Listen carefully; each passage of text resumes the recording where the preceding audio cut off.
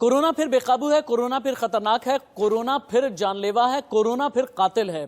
Corona की वजह से कश्मीर से लेकर के कन्याकुमारी तक हिंदुस्तान में डर है और डर के साथ साथ शंका है, शंका के साथ साथ आशंका है और शक ये कि कहीं फिर से लॉकडाउन का हंटर दोबारा ना पड़ जाए। कुछ तस्वीरें आपको हम दिखाते हैं। वो तस्वीरें जो ये बता रही हैं कि हिंदुस्तान में 24 घंटे में 469 लोगों की मौत हुई। डर बढ़ने लगा है।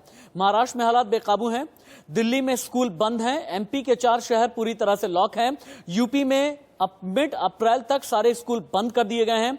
यानी यूपी, दिल्ली, एमपी, महाराष्ट्र, क्या हिमाचल प्रदेश, केरल, तमिलनाडु, हर जगह से एक बार फिर से कोरोना की रफ्तार बेकाबू है। अगली तस्वीर, कोरोना की रफ्तार बेकाबू हो जाने के बाद कैबिनेट सचिव मंथन कर रहे हैं। अरविंद केजरीवाल ने आज इमरजेंसी मीटिंग बुलाई है दिल्ली के लिए और इसके अलावा महाराष्ट्र के मुख्यमंत्री उद्धव ठाकरे ने भी आपात बैठक बुलाई है। क्या महाराष्ट्र में संपूर्ण लॉकडाउन लगेगा? क्या महाराष्ट्र में 4 जिलों के बाद अब बाकी मुंबई पर भी लॉकडाउन के लौटने का खतरा मंडराने लगा है? अगर ऐसा है तो आगे देश की इकोनॉमी का क्या होगा? लेकिन इकोनॉमी से पहले है जिंदगी को लेकर के जंग जारी है, क्योंकि एक दिन में ही इतने केसेस आने लगे हैं कि फिर से 6 महीने या 8 महीने जैसी पुरानी तस्वीर भारत में दिखने लगी है। कोरोना से जुड़ी इस वक्त की बड़ी खबर, इस वक्त की जो पहली ब्रेकिंग है, कोरोना पर कैबिनेट सचिव की बैठक अभी भी जारी है। राज्यों और केंद्र शासित प्रदेशों के साथ में मीटिंग चल रही है। कोरोना के बढ़ते केस को लेकर अभी भी चर्चा हो रही है। देश में 24 घंटे में 81,466 नए केस आए हैं। एक दिन में 469 लोगों की मौत हो गई है। लेकिन इसके बावजूद भी लापरवाही अभी भी जारी है। क्या मुंबई, क्या दिल्ली, पंजाब, यूपी, उत्तराखंड, राजस्थान की 6 तस्वीरें अब आप देखें। ये जो 6 तस्वीरें हैं, यहां पर लोग लापरवाह हैं। मुंबई में दादर इलाके में लोग अभी भी मार्केट में निकले हैं। दिल्ली में चाहे वो दक्षिणी दिल्ली का इलाका है, चाहे पूर्वी दिल्ली का इलाका है, इसके अलावा पंजाब के अलग अलग सेक्टर में आप चले जाएं, यूपी के अलग अलग शहर, उत्तराखंड, राजस्थान, कमोबेश एक जैसे हालात हैं जहां पर लोग लापरवाह होते जा रहे हैं और लापरवाही की वजह से मजबूत होता जा रहा है कोरोना।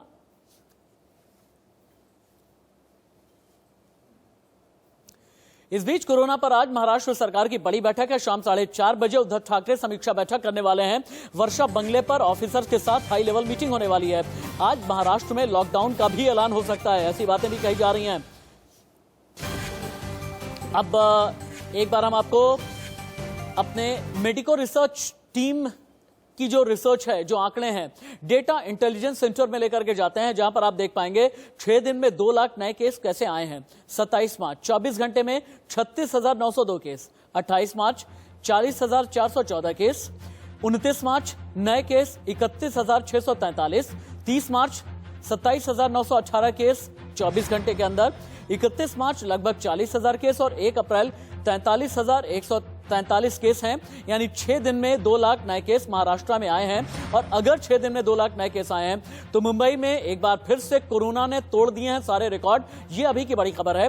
24 घंटे में इस साल के सबसे ज्यादा केस सामने आए हैं। मुंबई में 8,646 नए केस सामने आए हैं। महाराष्ट्र में एक दिन में 43,183 केस सामने आए। 24 घंटे में 249 मरीजों ने दम तोड़ दिया है।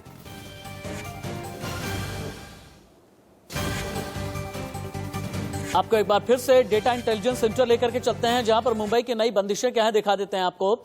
धर्म स्थलों को बंद करने की तैयारी है। आज शाम में 4:30 बजे इमरजेंसी मीटिंग है। शॉपिंग मॉल बंद किए जा सकते हैं। इसके अलावा सिनेमा हॉल भी बंद किए जा सकते हैं। निजी दफ्तर में 2 शिफ्ट में काम के लिए एक नया प्रोटोकॉल, कोविड प्रोटोकॉल गाइडलाइन जारी की जा सकती है। होटलों में आधे कमरे की ही बुकिंग कराई जाएगी। लेकिन आप मुंबई में श्वेता वर्मा की रिपोर्ट देखें। इन सभी के बावजूद लोग कितने लापरवाह हो गए हैं। लोग जरा भी सावधानी बरत नहीं रहे हैं। समझ में नहीं आ रहा कि कोरोना वापस से खतरनाक हो गया है। मुंबई की रिपोर्ट। मुंबई में लगातार कोरोना वायरस के केसेस बढ़ते जा रहे हैं और अब स्थिति भयावह है। बात करते हैं पिछले 24 घंटों में मुंबई में 8,600 से ज्यादा नए कोरोना वायरस के मरीज दर्ज हुए हैं। और इस वक्त हम दक्षिण मुंबई के एक सब्जी मंडी के पास खड़े हैं और आप देख सकते हैं किस तरीके से तस्वीरों में धीरे धीरे यहाँ पे भीड़ इकट्ठा होनी शुरू हो जाएगी। लेकिन ये हमारी जाँच पड़ताल होती है उनके लिए जो बिना मास्क बाहर निकलते हैं घरों के, जो लगातार बोलने के बावजूद भी मास्क का सही ढंग से उपयोग नहीं कर पाते हैं, सही ढंग से मास्क को पहनते नहीं हैं। और यहाँ पे जिस तरीके से पूरी तरीके से मार्केट सेटअप हो चुका है, ये बताइए कि जब आपके पास बिना मास्क के लोग आते हैं या मास्क सही ढंग से नहीं पहनते तो आपका क्या अप्रोच रहता है? आप उन्हें मना करते हैं, टोकते हैं? हम मास्क लगाने को बोलते हैं। मास्क ढंग से नहीं पहनना, ये उदाहरण हम आपको दिखा रहे हैं। मास्क नाक से नीचे, और ये आप यहाँ पे भी देखिए। सर, हम लगातार बोल बोल के थक गए, मास्क नाक के ऊपर होना चाहिए।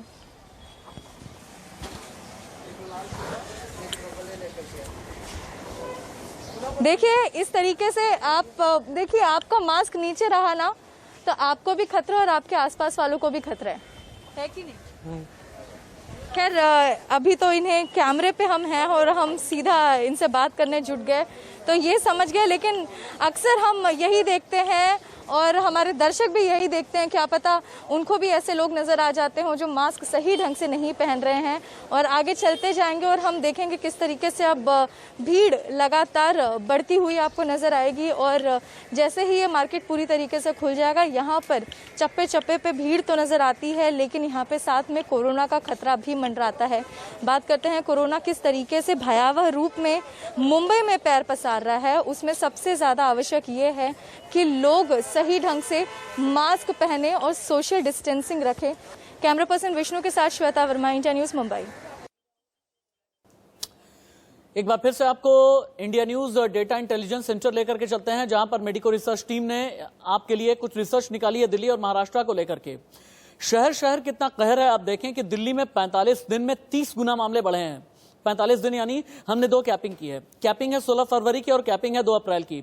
16 फरवरी को जहां 24 घंटे में 94 केस सामने आए थे दिल्ली में, वहीं 2 अप्रैल को 24 घंटे में 2800 केस सामने आए हैं। इसका मतलब यह है कि ये मामले कितनी तेजी के साथ में बढ़े हैं। 45 दिन में दिल्ली में 30 गुना के। सब महाराष्ट्र का आंकड़ा देखें, 90 दिन में 12 गुना मामले बढ़े हैं। 1 जनवरी को 3509 केस आए थे और 2 अप्रैल को 43,183 नए केस सामने आए हैं। इसका मतलब यह है कि 90 दिन में महाराष्ट्र में 12 गुना तक मामले बढ़े हैं। अपने 2 गेस्ट के पास में चलते हैं। डॉक्टर डीके गुप्ता सीएमडी हैं फिलिक्स हॉस्पिटल के, और डॉक्टर श्रुति मलिक डायरेक्टर हैं रेडिक्स हेल्थ केयर की। डॉक्टर श्रुति, पहला सवाल में नहीं, डॉक्टर डीके गुप्ता, पहला सवाल मेरा आपसे है। 24 घंटे में 81,466 नए केस, 24 घंटे में भारत में 469 की मौत, 6 दिन में 2 लाख नए केस, 45 दिन दिल्ली में 30 गुना केस, 90 दिन महाराष्ट्र में 12 गुना केस। क्या ये कहें कि कोरोना की ये दूसरी लहर पहली वाले से कहीं ज्यादा खतरनाक है और इसमें कन्वर्जन रेट और बहुत तेजी के साथ में चल रहा है, यानी वक्त आने वाले दिनों में खतरनाक है और जानलेवा है? राशिद भाई बिल्कुल ठीक कह रहे हैं आप कि जो हम बताएं कि पहले जो डबलिंग रेट था वो शायद थोड़ा ज्यादा था कि नंबर ऑफ केसेस डबल होने में 10 दिन लगते थे, 9 दिन लगते थे।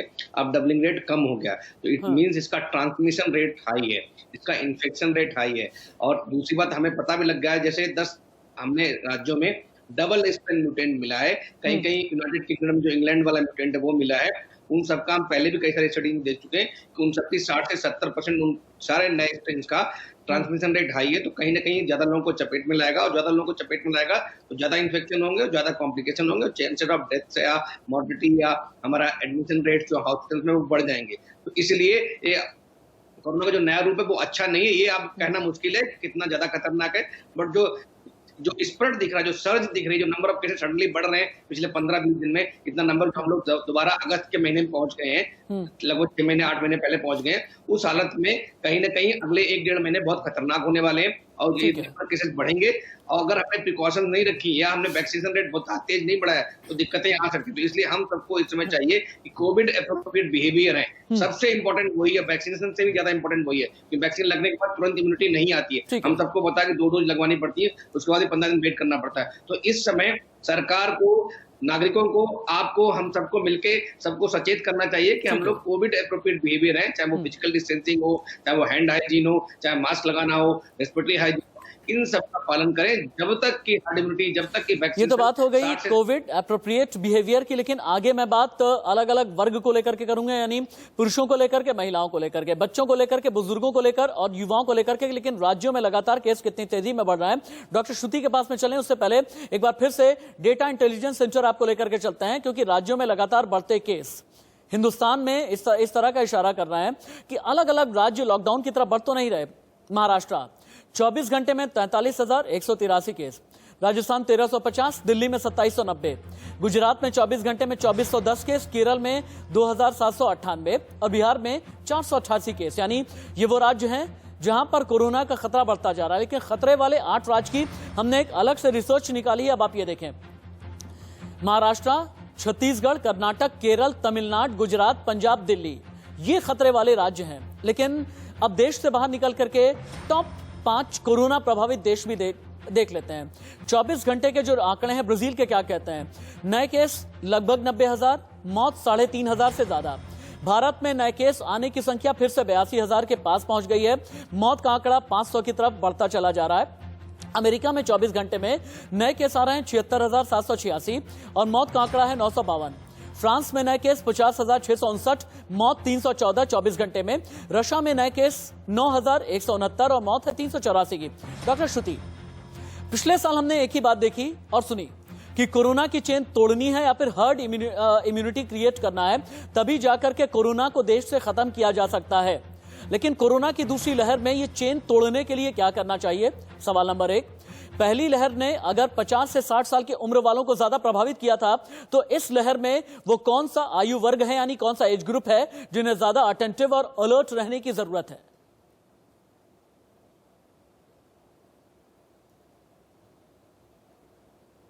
डॉक्टर श्रुति, आप सुन पा रही हैं मुझे? डॉक्टर श्रुति, दिया है, इसीलिए मैं ये बताना चाहूंगी। हेलो, हाँ बोलें, आप बोलें।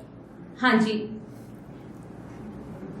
देखिए जब से वैक्सीन आ गई है ना, तब से लोगों का एक मोमेंटम टूट गया है राशिद जी, और उसकी वजह से लोगों को क्या हो गया है, लोगों को लगता है कि हम लोग जो है अब प्रोटेक्टेड है। ये भूल जाते हैं कि प्रोटेक्शन जो है वैक्सीन लगने के बाद, अगर 138 की हमारी करोड़ की पॉपुलेशन है, तो सिर्फ 1 करोड़ ऐसे लोग हैं जिनको की सेकेंड डोज लग चुकी है। अभी हर्ड इम्यूनिटी बनाने में हमें कम से कम 100 करोड़ लोग चाहिए होंगे, जो लोग अपने को हर्ड इम्यूनिटी बनाएंगे और उनको वैक्सीन लगेगी। तो ऑब्वियसली ये एक बहुत लंबा समय है, बट अभी भी जो लोग हैं जिनको कुछ भी सिम्टम्स आ रहे हैं इस समय पैंडेमिक में, वो अपना टेस्ट कराएं। सबसे ज्यादा टेस्टिंग जरूरी है। जहां टेस्टिंग होगी वो अपने आप को आइसोलेट कर लेंगे, और जहां आइसोलेशन होगा हम ट्रांसमिशन को जो है वो रोक सकते हैं। दूसरी चीज बड़ी इंपॉर्टेंट है यहाँ पर कि हम लोगों को ये चीज बड़ी ध्यान रखना है कि हमारी जो पॉपुलेशन है उसमें क्या है, हमारे बड़ी क्लोज नेट घरों में रहते हैं लोग। अगर आप जाइए बड़ा ओवर पॉपुलेटेड जगहों में रहते हैं, तो वहां पे ट्रांसमिशन जो है वो और ज्यादा होता है और जल्दी होता है, और ये रेस्पिरेटरी वायरस है। तो ये किसको फैल रहा है? कई बार वेदर चेंज की वजह से भी लोग इसको समझते हैं कि हमारी तबियत खराब हो रही है, हल्का खांसी जुकाम है, बट जब पैंडेमिक है तो हम इसको एक तरीके से कोरोना ही मान के चलेंगे जब तक कि प्रॉपर टेस्टिंग नहीं होती है। ठीक है डॉक्टर श्रुति, आपके पास भी दोबारा लौट करके आते हैं, क्योंकि आपने वैक्सीनेशन की बात की है। दिल्ली में आज इमरजेंसी मीटिंग होने वाली है। मुख्यमंत्री अरविंद केजरीवाल आज शाम को आपात बैठक लेने वाले हैं, लेकिन उससे पहले दिल्ली में वैक्सीनेशन की तैयारी क्या है? इंडिया न्यूज संवाददाता ऐश्वर्या जैन ने वैक्सीनेशन सेंटर पर जाकर के इसकी जानकारी हासिल की है, लोगों से बात भी की है। लोगों के जहन में क्या चल रहा है कोरोना की दूसरी लहर को लेकर के, एक बार देखिए। इस वक्त हम आरएमएल हॉस्पिटल के अंदर मौजूद हैं और ये वैक्सीनेशन सेंटर है, क्योंकि लगातार वैक्सीनेशन के लिए लोगों को जागरूक किया जा रहा है और कहा जा रहा है कि ज़्यादा से ज़्यादा संख्या में लोग आएँ। आज छुट्टी का दिन है, लेकिन फिर भी सीनियर सिटीजन से लेकर अब क्योंकि 45 वर्ष की उम्र से ज़्यादा व्यक्तियों के लिए भी कोविड-19 वैक्सीनेशन खोल दी गई है, अब वो भी एलिजिबल हो गए हैं, तो ज़्यादा से ज़्यादा लोग यहाँ पर पहुँचकर वैक्सीन लगवा रहे हैं। और कहीं ना कहीं लोगों को ये भी कहा जा रहा है कि भरपूर मात्रा में यहाँ पर आए। ये ऑब्जर्वेशन रूम आप देख रहे हैं, जहाँ पर 15 मिनट के लिए वैक्सीन लगवाने के बाद लोगों को ऑब्जर्व किया जाता है, और इसी के चलते लोग अब जगह जगह पर पहुँच रहे हैं। बहुत ही सिंपल तरीके से लोगों से हमने जब बातचीत करी तो उन्होंने आरोग्य सेतु ऐप और कोविन ऐप के ज़रिए अपने आप को रजिस्टर कराया और अपने नज़दीकी वैक्सीनेशन सेंटर्स पर वो पहुँच रहे हैं। दिल्ली के अंदर वैक्सीनेशन सेंटर्स में भीड़ भी नज़र नहीं आ रही है, क्योंकि लोगों के अंदर खासा उत्साह है। दिल्ली के स्वास्थ्य मंत्री सत्येंद्र जैन ने एक बात और स्पष्ट करी कि क्योंकि लगातार कोरोना वायरस संक्रमण दिल्ली के अंदर बढ़ता जा रहा है, इसके चलते सैंपलिंग भी अब बढ़ाई जाएगी और ज़्यादा से ज़्यादा प्रिकॉशंस और कोविड-19 गाइडलाइंस को फॉलो करने के लिए लोगों को बार बार उनको बताया जाएगा। कैमरा पर्सन अवधेश चौरसिया के साथ ऐश्वर्या जैन, इंडिया न्यूज़ के लिए दिल्ली से। आगे बढ़ें इससे पहले कि गेस्ट के पास में जाएं, एक और बड़ी खबर आ रही है। पुणे में लगाया गया एक हफ्ते का कर्फ्यू शाम 6 बजे से सुबह 6 बजे तक ये कर्फ्यू रहेगा। महाराष्ट्र में एक दिन में रिकॉर्ड 43,183 नए मरीज मिले हैं। ब्राजील, भारत, अमेरिका, फ्रांस के बाद महाराष्ट्र का नंबर है। शाम 6 बजे से सुबह 6 बजे तक पुणे में एक हफ्ते का कर्फ्यू लगाया गया है। महाराष्ट्र में एक दिन में रिकॉर्ड 43,183 नए मरीज मिले हैं। और मुंबई की मेयर ने भी इस तरह के संकेत दिए हैं कि मुंबई में भी लॉकडाउन लग सकता है। नियम और कड़े किए जाएंगे। कोरोना से जुड़ी यह भी बहुत बड़ी खबर है। डॉक्टर डीके गुप्ता के पास एक बार फिर चलते हैं। अगर केस बढ़ते रहे तो कड़े नियम बनाए जाएंगे। ये मुंबई की मेयर ने इस तरह के संकेत दिए हैं। मुंबई के मेयर ने लॉकडाउन के संकेत दिए हैं। एक बार डॉक्टर डीके गुप्ता के पास में चलते हैं। डॉक्टर डीके गुप्ता, दो चीजें हैं। पहला तो मैं ये जानना चाहूंगा कि कोरोना की ये जो दूसरी लहर है किस एज ग्रुप के लिए ज्यादा खतरनाक है और हमारे शरीर के किस तंत्र पर, यानी किस सिस्टम पर ज्यादा अटैक होता है? क्योंकि हमने पिछले साल ये देखा था कि जो श्वसन तंत्र है, यानी जो रेस्पिरेटरी सिस्टम है, उस पर अटैक होता है। सवाल है, अभी जो हमने देखा था, जो पहली लहर थी उसमें ज्यादातर लोग जो अफेक्टेड थे वो मैक्सिमम लोग थे जिनको कोमॉर्बिड कंडीशन थी।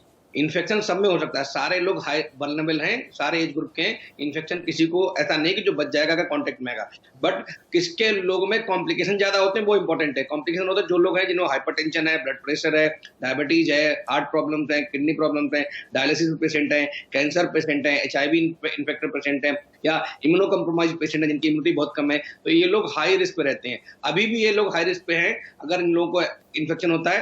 हाँ, जिन लोगों को ऑलरेडी इन्फेक्शन हो चुका है इस एज ग्रुप में, उनके अंदर कुछ इम्यूनिटी डेवलप हो चुकी है, उनको इन्फेक्शन चांसेस होने कम होंगे। अब जो है नई जो हमारी पॉपुलेशन, जो वल्नरेबल पॉपुलेशन, जो वर्जिन पॉपुलेशन, जिसको अभी तक इन्फेक्शन नहीं हुआ, वो भी हाई रिस्क पे आ गई। उसमें यंगर एज ग्रुप भी हो सकता है, हमारे बच्चे भी हो सकते हैं। तो इसलिए हम सबको चाहिए कि अब हम बिकॉज कोविड का पालन नहीं करेंगे, जो घर में हमारे बच्चे हैं वो भी एक्सपोज हो सकते हैं, उनके लिए बच्चे भी एक्सपोज हो सकते हैं, बच्चों के लिए भी खतरा हो सकता है। डॉक्टर श्रुति मलिक, अंत में आपसे एक सवाल, क्योंकि कई ब्रेकिंग हम दिखा रहे हैं, पुणे से लेकर के महाराष्ट्र तक, दिल्ली से लेकर के जबलपुर तक, भोपाल से लेकर के इंदौर तक, ये कहा जा रहा है कि प्रदेशों में संपूर्ण लॉकडाउन लग सकता है, अलग अलग प्रदेशों में। क्या इन हालातों में संपूर्ण लॉकडाउन लगा करके कोरोना की चेन टूट जाएगी?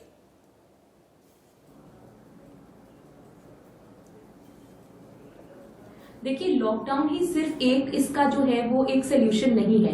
अगर हम लॉकडाउन करेंगे हमारी इकोनॉमी तो इफेक्ट होगी, बट हमारी हेल्थ और हमारी लाइफ ज्यादा इंपॉर्टेंट है दैन हमारा लॉकडाउन। तो अगर हम अभी भी प्रोटेक्शन करें, अभी भी आप देखेंगे लोग जो मास्क भी पहन रहे हैं वो मास्क सही से नहीं पहन रहे। अभी भी लोग मॉल्स में जाते हैं, पब्लिक प्लेसेस में जाते हैं, पार्क्स में जाते हैं, जहां पे सोशल डिस्टेंसिंग ही नहीं फॉलो कर रहे हैं। तो वो कैरियर तो एक तरीके से बन ही रहे हैं और वो केसेस और बढ़ा रहे हैं। अगर हम इसी चीज पर ध्यान रख ले, इसी ट्रांसमिशन चेन को ब्रेक कर दे, तो हम काफी हद तक अपने केसेस जो हैं वो, लॉकडाउन ही सिर्फ एक सोल्यूशन नहीं है, इसलिए अगर हम इसको भी अगर रोक देते हैं तो काफी हद तक हम केसेस को जो है वो कम कर देंगे। और एक चीज और, अब अगर आपने देखा हो तो कल से जो है सरकार ने वैक्सीन जो है वो 45 ईयर्स के ऊपर सबको लगाने का उन्होंने जो है वो दे दिया है कि अब सब लोग लगा सकते हैं। बट इसमें गलती क्या हो रही है, अभी भी लोगों के मन में अनजस्टिफाइड फियर्स हैं। लोग अभी भी वैक्सीन जो लगा रहे हैं, जिनको अपॉर्चुनिटी मिल रही है, जिनको इतना ज्यादा फायदा मिल सकता है इसका, वो नहीं लगा रहे हैं। तो ये भी लोगों के मन में जो है एक भय बना हुआ है, उसको भी हटा के उनको सामने आना चाहिए और ज्यादा से ज्यादा लोगों को वैक्सीन लगा के अपने आप को।